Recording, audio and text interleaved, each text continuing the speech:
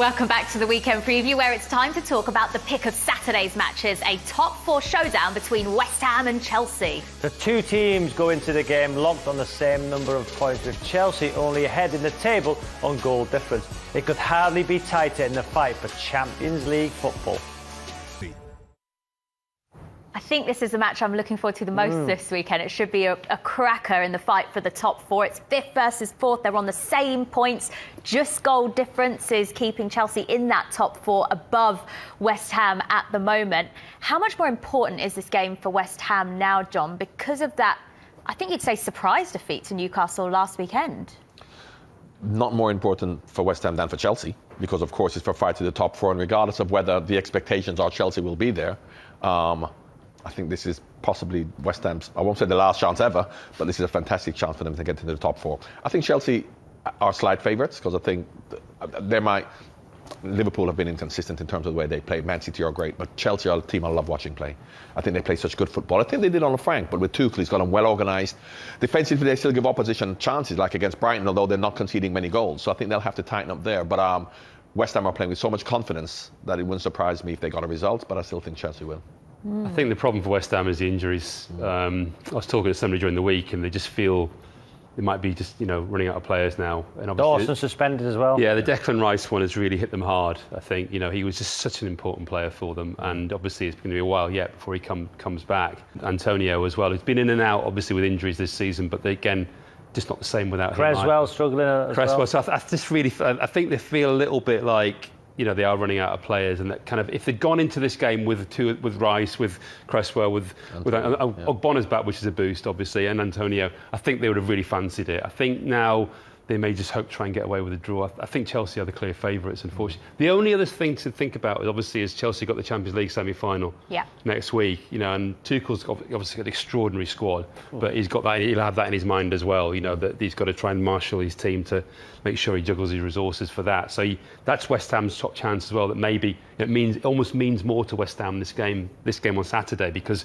Chelsea have got that semi-final as well. Brighton went there, in the week, didn't they? Not so many people watched the game. Yeah. There was a lot else going on that night. But Brighton could have won. Welbeck hitting the post. They had a good chance. That's what I'm saying. Defensively, as much as they haven't conceded many goals, they do give the opposition a lot of chances. But going forward, they create so many chances, and I don't know whether West Ham can keep them out. In terms of going forward for West Ham, though, what they do have is a player so full of confidence in Jesse Lingard. No player has been involved in more goals than him since his West Ham debut in February. It's just incredible, this run he's on, and you'd expect him to score in every game between now and the end of the season. So what's so incredible with him, I think, is that when you're in a situation where you haven't played for your club, for Manchester United, you've been sort of in and out a little bit, you haven't even been in the squad most of the time, and then you go to a new club on loan, sometimes they hit the ground running, don't they? And then they dip.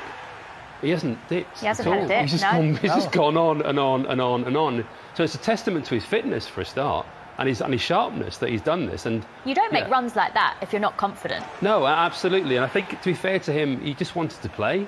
I think he'd reached a situation where he's thinking, what's the point of being a Manchester United player if I'm not playing for Manchester United? You have to look at the nature of the way he plays. He's an attacking player, he's a number 10, he's an attacking midfield player, that's what he does well. At Manchester United, once Pogba goes back in the team, Fernandes, if he's going to play, he's going to be a bit part player.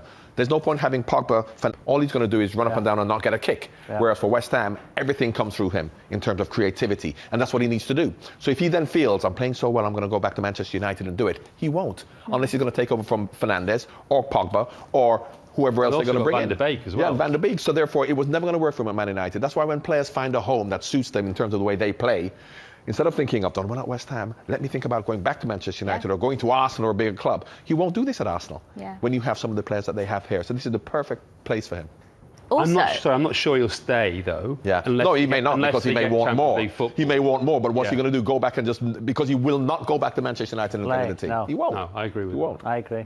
Interesting. In terms of West Ham's home form as well, they'll be confident heading into this one. Only Manchester City have had a better home record than West Ham this season. That's quite amazing, isn't it? So nobody at West Ham will say it, but if there's one team that has benefited from the fans I'm glad you said it. Not being in the stadium, it is West Ham. Absolutely. It is West Ham. Absolutely. They have absolutely been transformed at home this season. Because there's no pressure. And in fact, I remember the game. Was it not against Tottenham where they 3-0 down and came back to 3-0? Yeah. They would never have done that with the fans at the stadium because the fans would have given them so much. They would have lost 6. You know, so when there are not fans there, you can then say we're not playing particularly well. But, however, because we're good players, we can come back. So Villa are a bit like that as well. That's why they're doing well. But West Ham, 100% without the fans. If, and it's a big if West Ham get in the Champions League places, does that mean David Moyes manager of the season? It sort of depends what City end up winning, I guess. But it's hard to look beyond him. Yeah. I really do. No, I don't care what City wins because they could win the Champions League and the FA, whatever they win. And the relegation. And you can expect them to do that. However, for me, that especially where West Ham were last year, 100% David Moyes. But only if they get in the Champions League. Well, to be honest with you, if they finish 5th, 1 point off the Champions League is that much. You know, he would have got 1 point more to be in the Champions League. So therefore, has it been that greater? 1 point or even goal difference? So. Unless they have a catastrophic decline whereby they finish 8th or 9th, I would give it to him, either way. Are you in agreement? I think it's hard if City win the Champions League, the Premier League and the League Cup. I think it's hard. But you would say at the start of the season, what is City's remit? Can they win? Should they win the Carabao Cup? Yes. Yep. Should they win the Premier League? Yes. Them or Liverpool, you'd have said this season.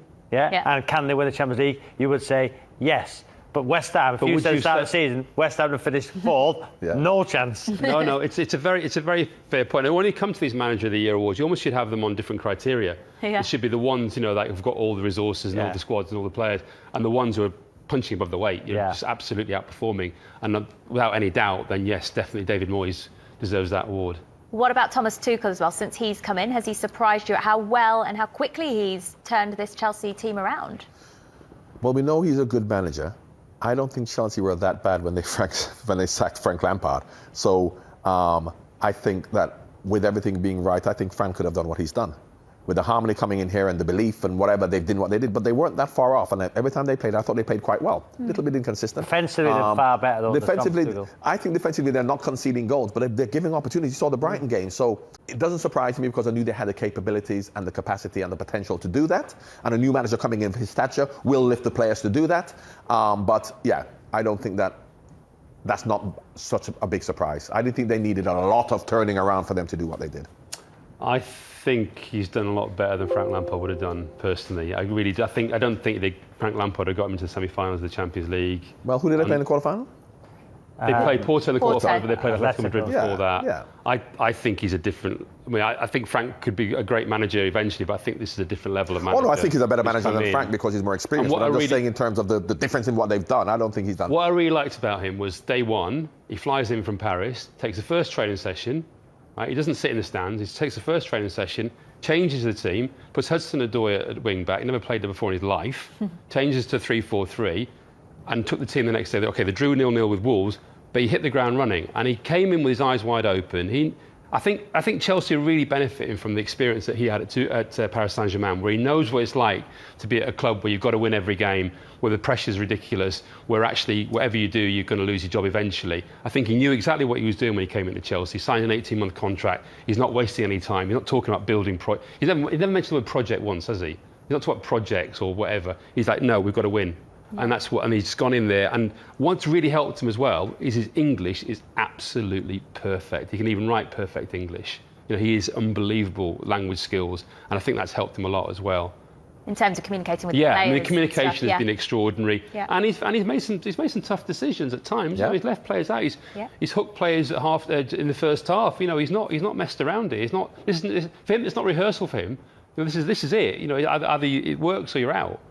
Unbeaten away from home as well since Tuchel took over. So he's doing a lot of things right, as you say. And they could have an amazing end to this season. They're in the FA Cup final, Champions League semi-finals, could finish in the top 4. That would be an amazing season for Chelsea. Absolutely. I remember Jurgen Klopp could have done it at Dortmund, ended up winning nothing.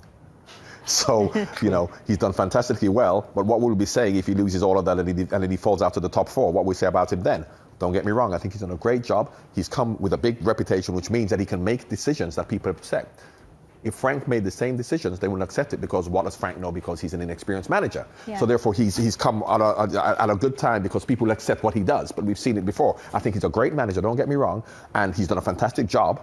However, I think Frank was a little bit hard done by. Yeah, we've seen that Thomas Tuchel has played Havertz as a false 9 in a couple of games recently. Do you think he'll go for something similar for this game ahead of, as you already mentioned, that big semi-final in the Champions League to come in the week? Do you think he'll rest Timo Werner for that, or how do you think he'll set up? It's a very interesting question, because you've got so many different combinations that you can go for. Obviously, you've got Pulisic and Ziyech as well, that you can obviously rotate those players around. I think ultimately he will end up playing Havertz in that role in the bigger games, so I think he might hold him back for the Real Madrid game to play in there. Perhaps that might work best for them. And maybe I think we'll definitely see the best of Havertz next season for sure.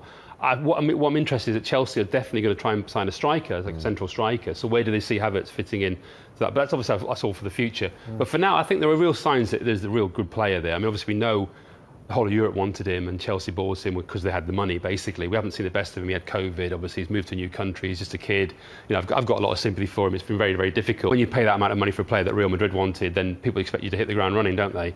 He hasn't done that at all, obviously. But there are signs there that he is going to be a player. And speaking to somebody at Manchester City the other week, he's a player they really would like to have had. Really? But it wasn't a deal they could have done. But I know Guardiola really rates him very highly. Interesting. All right, let's get a prediction from you guys on this one then. What's the score going to be? West Ham, Chelsea? A Chelsea win. Yeah, I would really love West Ham to get this, to get a result here. But I just think Chelsea will probably edge it 2-1. OK, we'll see Robert's prediction at the end of the show. Right, let's move on to another big game this weekend.